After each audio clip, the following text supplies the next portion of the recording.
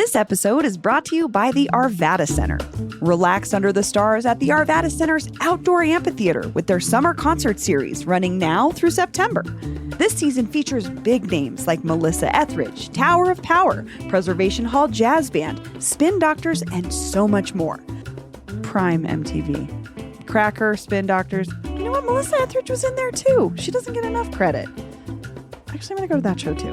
Put that on my calendar. For tickets and a full schedule of live concerts, visit arvadacenter.org. That's arvadacenter.org.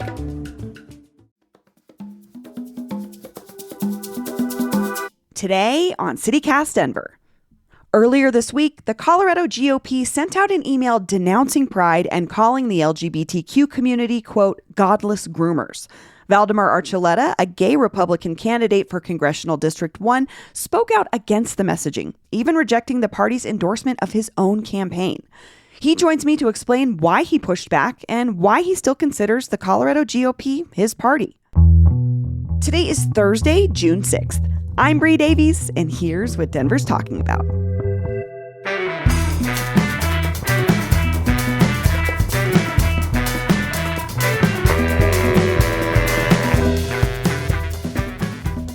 Valdemar Archuleta, welcome to CityCast Denver. Thank you for having me. I'm happy to be here. So you're a Republican running for House District 1, and you posted a video on X this week rejecting the endorsement of your own party, the Colorado GOP. Why did you do that? Well, that was the thought process behind that. I thought about it for quite a while. It's mainly because of the email that the state GOP sent out on Monday, which was entitled God Hates Pride. And looking at the feel, the tone, the message that was sent and conveyed in that email, I did not want that to be something that was attached to myself or my campaign. And so I felt it was important for the Colorado GOP to understand that a message like that has consequences. And not that this is the biggest thing in the world for them to, for me to do this, because I want to work with the state GOP and I want them to succeed and I want them to do better. So I'm not like abandoning ship and running away. But as far as accepting that endorsement, it just felt like it was the right thing to not do that or not to accept it.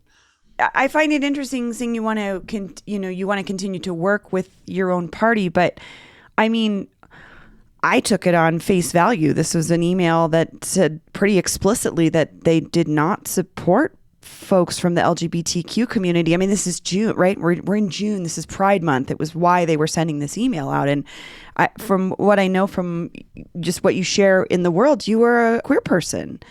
How do you square those things, your party and yourself? Well, yes, I am a gay man, and I am a Republican. Well, when we look at the message, who sent the message and who is delivering this message, I really believe it was one person. There's one person in the party who sent this message, and I know Dave Williams. I've talked to Dave Williams. I think his messaging is completely wrong, but I do not think that he hates me as a gay man, or I think that he hates gay people.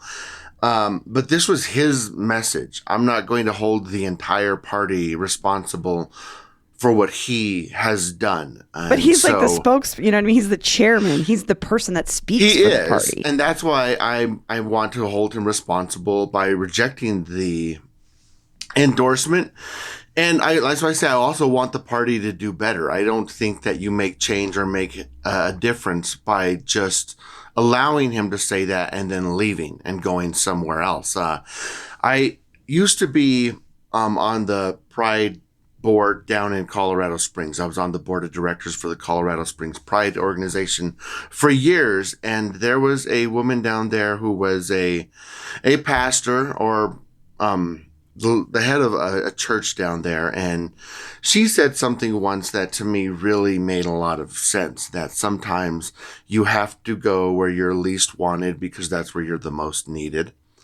Now, I don't think that I'm like not wanted in the Republican Party, but looking at that sentiment, I'm going to make a bigger difference in building bridges and changing hearts by reaching out and talking to someone like Dave Williams while being on his team than if I just leave and let him be.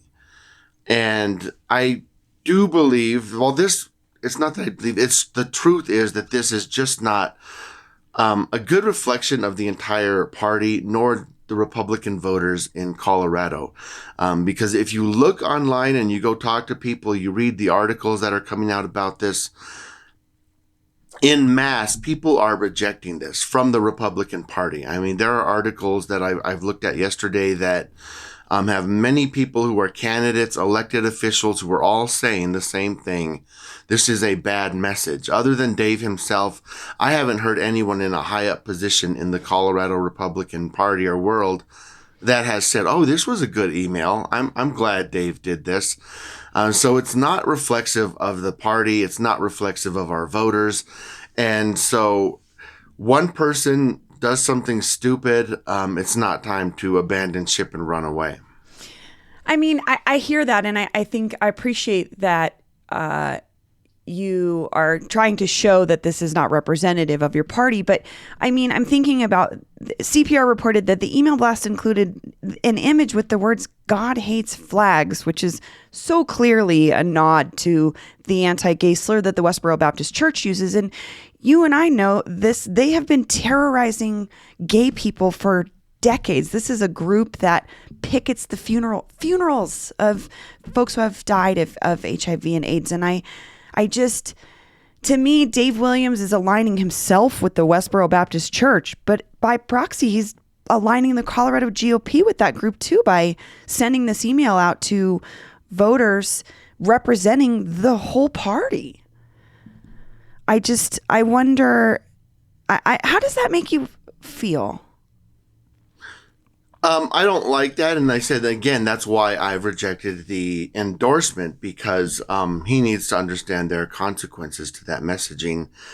I've actually felt this has been something that's united a lot of our party around, not just myself, but the LGBT side of the Republican Party, because I've read articles where there's quotes from a lot of the candidates, and I say like other elected officials, who are saying this is a bad idea. So yes, the email was horrible. The imagery was disgusting, but it's coming from one person. Other than him, I don't know who else is aligning with this. And so, you know, the party is bigger than that one person. And even if the state party they do have the responsibility of representing all of us as Republicans.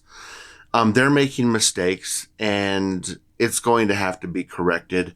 I've already had multiple discussions with people. I've talked to so many people in the last 2 days. It's kind of crazy. That's how I actually originally found out this email even came out, was I just started receiving all these messages from people. Then I went and checked it out and saw it for myself. But I've seen nothing but people rejecting this message from our party. Well, and it's interesting to me that so many folks are reaching out to you, because it also says to me, who is Dave Williams as a chairperson representing, if there's so many folks in your party that don't agree with this kind of hateful language? That's a good question, and I that would have to be a question for Dave Williams himself. I think I am going to eventually call him. I originally was like, I don't even want to talk to Dave. Like, I don't even want to deal with this. It's him. Yeah. We need to get rid of him. Which is a lot of the conversations I've had with multiple people. It's like, all right, the leadership, our elections for leadership in the GOP for our state will take place in February. So we have less than a year left of Dave, but we need to start working now on finding someone who will better represent our party in the state, because it is obviously not Dave Williams.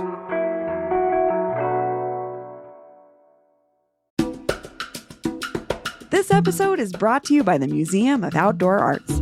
The summer comes alive with a dynamic lineup of events during the Museum of Outdoor Arts Marjorie Park Uncorked series, featuring live music and artful entertainment. The Sculpture Park also hosts candlelight concerts and Rock the Block, a special series of live community lunch shows. the Museum of Outdoor Arts has teamed up with pioneering immersive artist Lonnie Hansen to bring you his newest permanent installation, The Cabinet of Curiosities and Impossibilities, immersing viewers in historic artifact collections, one-of-a-kind art pieces, and wonders that will surprise and delight your imagination. Many events are free and open to anyone, and you're invited to bring your own picnic. For a full schedule of events and more information, visit moaonline.org/events. That's moaonline.org/events. This episode is brought to you by Central City Opera. Central City Opera's Summer Festival is almost here. Don't miss your opportunity to experience exceptional musical theater and opera in the intimate and historic 550-seat Central City Opera House just 35 miles west of Denver.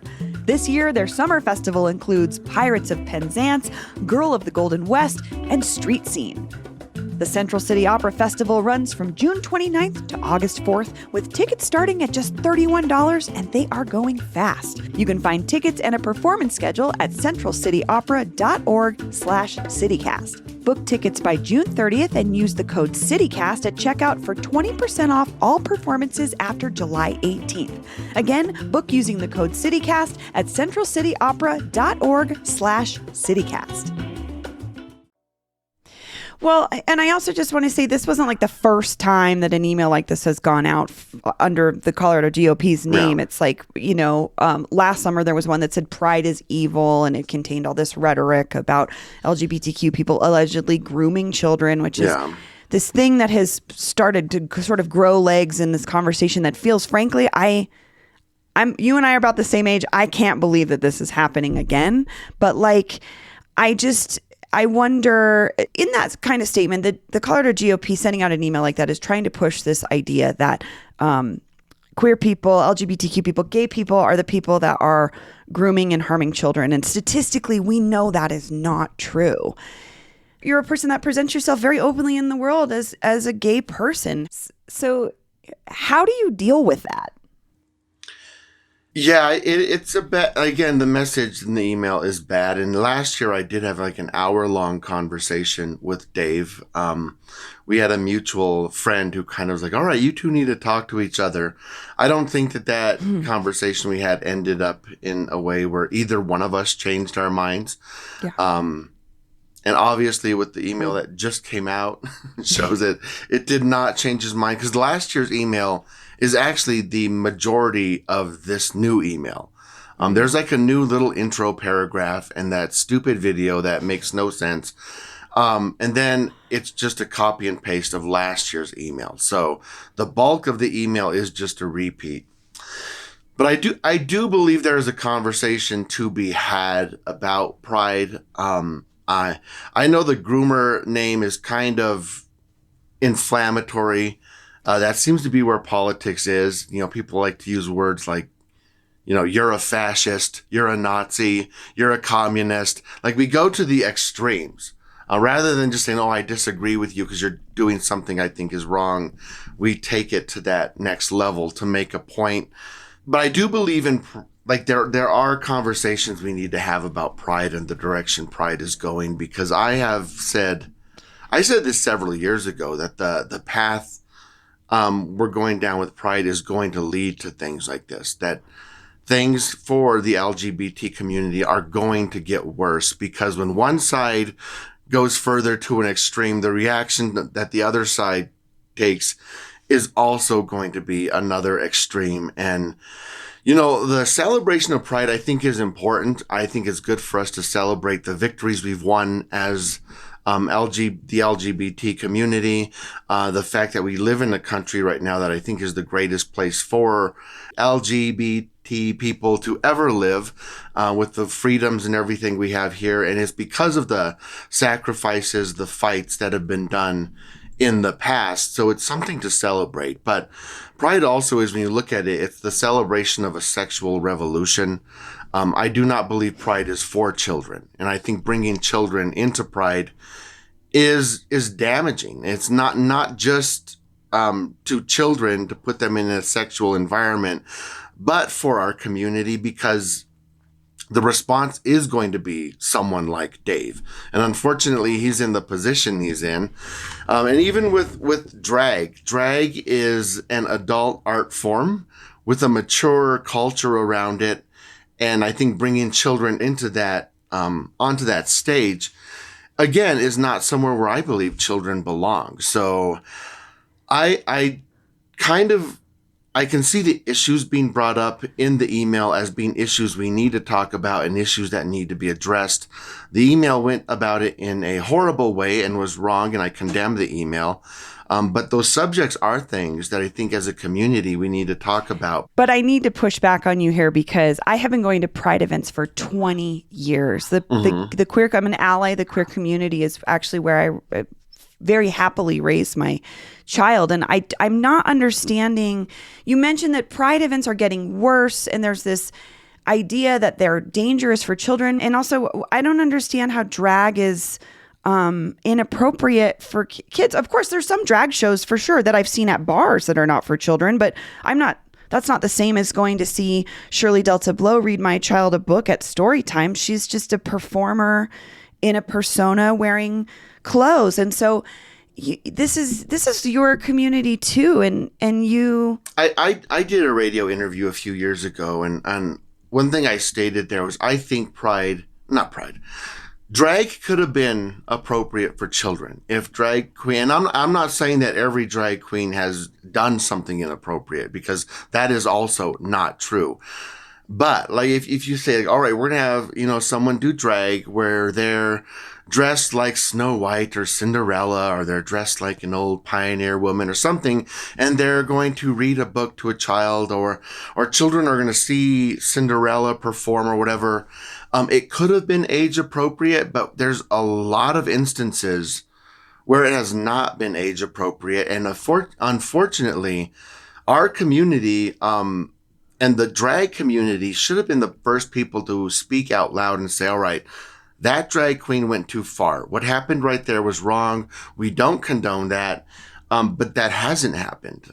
For instance, what happened in Texas where there were kids were brought to a bar where there was a big neon sign that said it doesn't lick itself. And again, I think drag could have been done in a way that was age appropriate, but I feel like we missed that opportunity where our community should have been the ones saying, all right, it's okay to perform for a child, but don't do it with fishnets and twerking in front of a child, or putting a child on a chair and dancing on them like you're giving them a lap dance. Like, there are things where it is just looks like it went too far. I've been to dozens of drag shows, and I've never seen one that involves children. And this is so different. What you're describing, I've never seen it. And there's a lot of it out there. And like I said, but I want to make the point too that I have drag performer friends who are parents who have children, and it's not part of.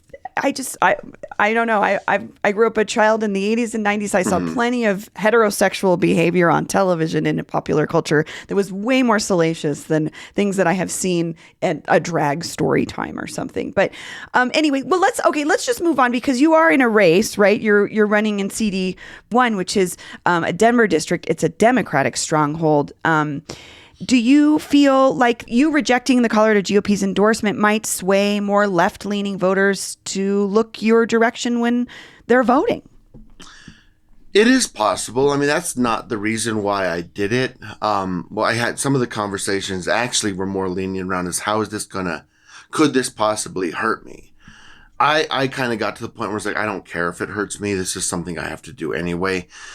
But it is possible. Denver is a more left-leaning place, and this may help some people find me more palatable as a Republican, seeing that I'm not someone who sticks to my party all the time, which I think is actually something that should happen on all sides, because all political parties are imperfect, and I think any thinking person, if you say, like, I agree with this party 100% all of the time, either you don't know what that party has said every time, or you just aren't thinking for yourself. And so I would like to see more of that in Washington, Like, I really hate the fact that almost every vote is almost always on party lines, because it's like, obviously some of you, there's 400 something of you there, disagree with your party, or disagree with the consensus majority group of your party came up with. You don't represent your party. You represent the people in your district. So I think there should be a lot more of the breaking of party lines in votes in Washington than we see.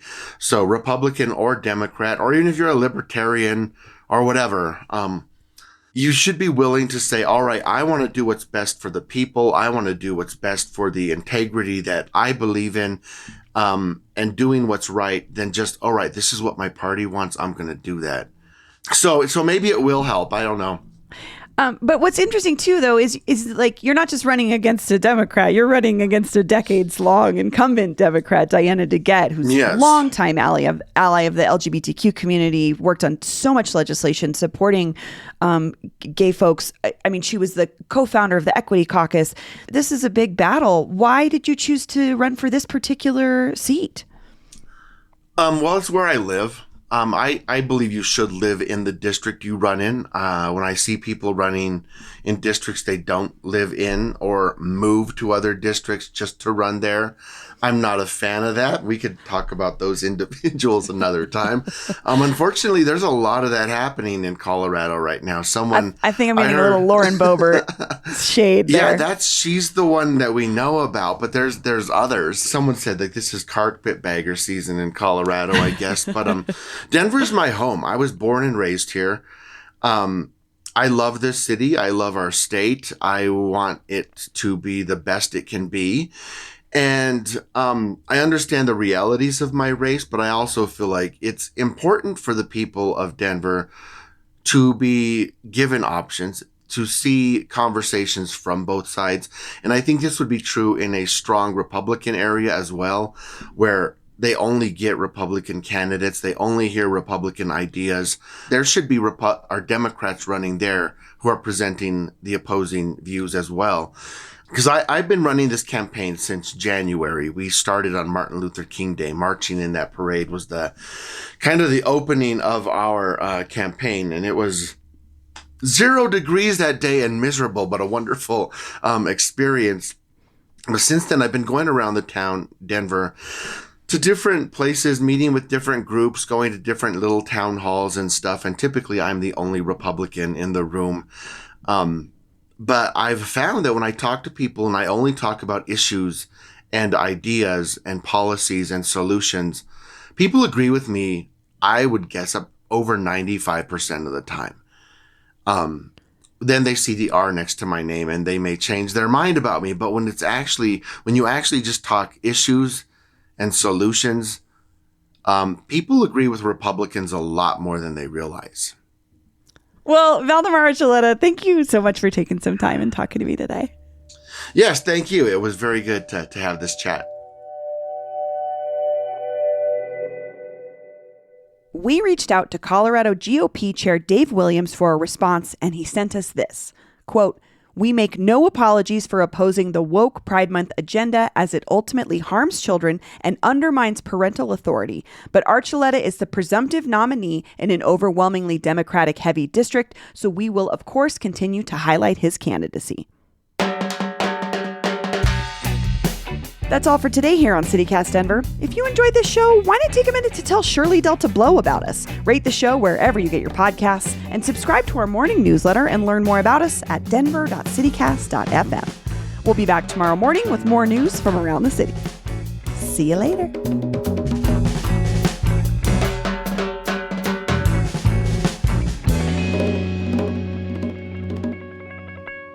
Colorado GOP Chair Jibbitis. I'm talking like minions, as Montgomery says.